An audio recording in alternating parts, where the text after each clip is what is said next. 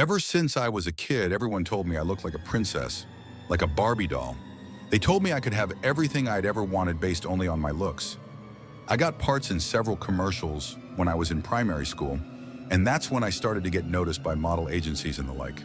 My parents were very supportive of my passion for wanting to become a fashion model. I always adored the glitter, the lights, and the catwalk, the rounds of applause and camera flashes when I won beauty contests. Sure, it seemed so easy when I was just a kid because I thought the only work models were doing was just to have a nice, radiant stage presence. Oh, and of course, they had to be beautiful. I know beauty is in the eye of the beholder, and the industry has changed a lot these past few years. It became more inclusive. It's very good to see certain groups of people having a chance to follow their dreams. I'll give props to that. Equality for everyone shouldn't be considered a taboo subject anymore. But on the other side, we live in a divided world where some want to evolve and some want to remain stuck in the Middle Ages.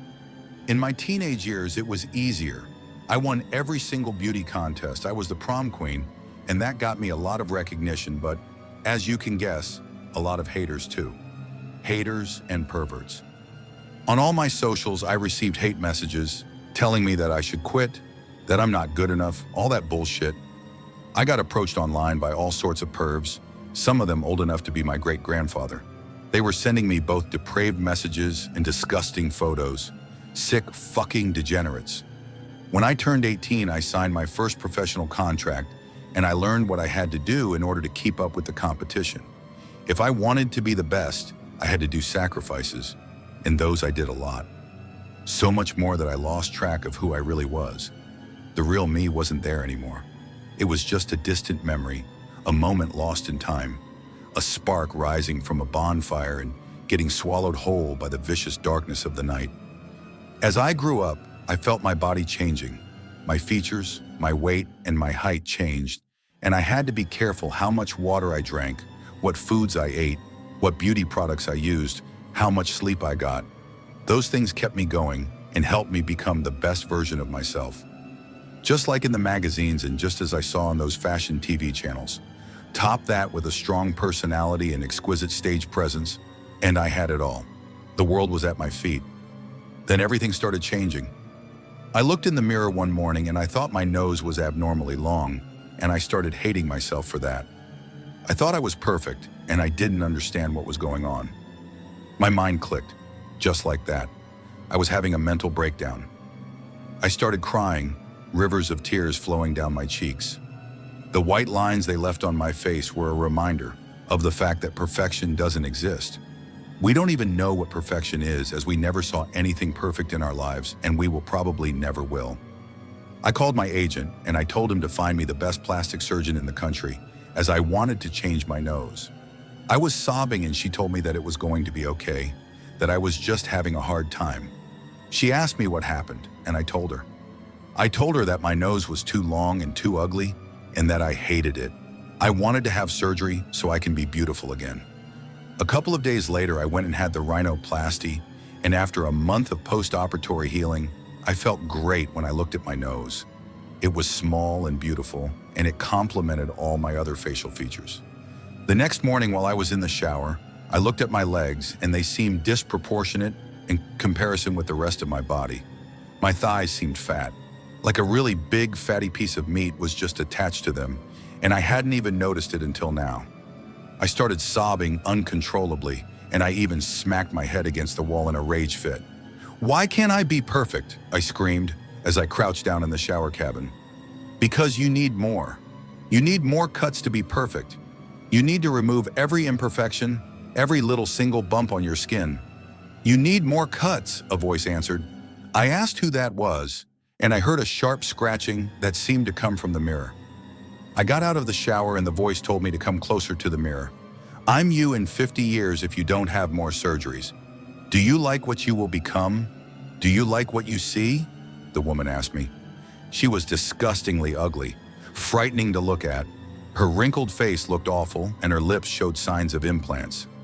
I felt bile rising in the back of my throat, and I punched the mirror. It shattered into thousands of little pieces, and I felt one of them cutting my hand as it fell on the bathroom floor. Mirrors can be shattered, but I am still here. "I'll leave only when you are perfect," she said. I was scared. I didn't know if I was hallucinating or if it was real. A sense of dread took over me, and I had to call my agent again. After I explained what happened, she sent over a doctor who gave me pills to calm me down, and she helped bandage my hand. I couldn't even feel the pain anymore. All I thought about was how ugly my thighs were ugly, and that I needed another surgery to remove the fat. 2 weeks later, I had the liposuction on my legs. I missed some work again, and people started calling me, asking if I was okay.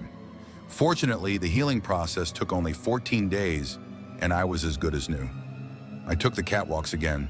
Confidence grew back again. I was feeling very good about myself. But that one show came. The show where I saw the wrinkled woman standing in the audience, laughing, mocking me. She was pinching her cheeks and making stupid faces at me. I started crying and collapsed on my knees on the stage. I heard everyone murmuring.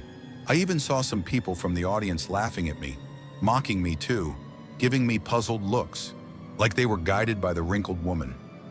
I stormed out of the stage and went straight to the bathroom, where I splashed cold water on my face. I saw makeup and eyeliner running down my face, and I needed some pills to calm down.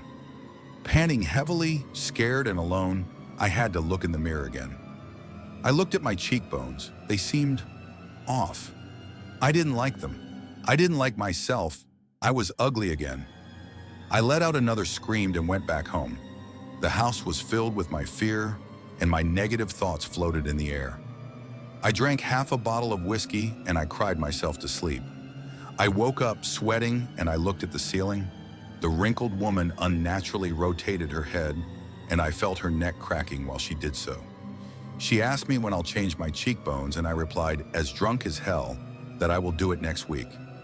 She then crawled on the ceiling and out of the room. Next week, I was back in the surgeon's office for another rhinoplasty. I had to do it. Maybe that way the wrinkled woman would have left me alone. I hated that I was always so scared, knowing she might come up anytime and tell me I needed another scalpel to meet my skin. The scars on the outside might have healed, but the ones inside remained forever. After the procedure was finished, I felt that I was okay, that everything would be fine. Even after the car hit me on the sidewalk.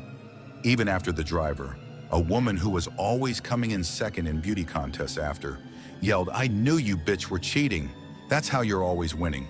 You have surgeries upon surgeries and implants to try and look like a doll, while the rest of us had to work with what we got." She left in a hurry, and that's when I blacked out. I woke up in the surgery room and I couldn't move. I was all wrapped in bandages, like a mummy in a tomb. The nurse told me that I had multiple bones broken and that I will not be able to ever walk again. I was bounded to a wheelchair for life. I started screaming, and I felt pain coursing through my entire body. The nurse told me the woman who hit me crashed into a bridgehead while the police were after her. She died on the spot. I blacked out again. But for a split second before blacking out, I saw the wrinkled woman. "Oh, now you are beautiful, truly beautiful. Look at you, absolute perfection. I am not needed here anymore," she said while her appearance changed. She looked like she reverse-aged up to the point where she looked exactly like me. She was beautiful now, as beautiful as I was before the accident that took everything from me. This was some years ago. I had to learn to live again. It was challenging, to say the least. Countless hours of physical and mental therapy helped me get through. Even though I will never be the same, I still think I am beautiful. Beautiful in a different way. On Monday, I will have my first beauty contest in years. I feel excited about it. I didn't have to be perfect.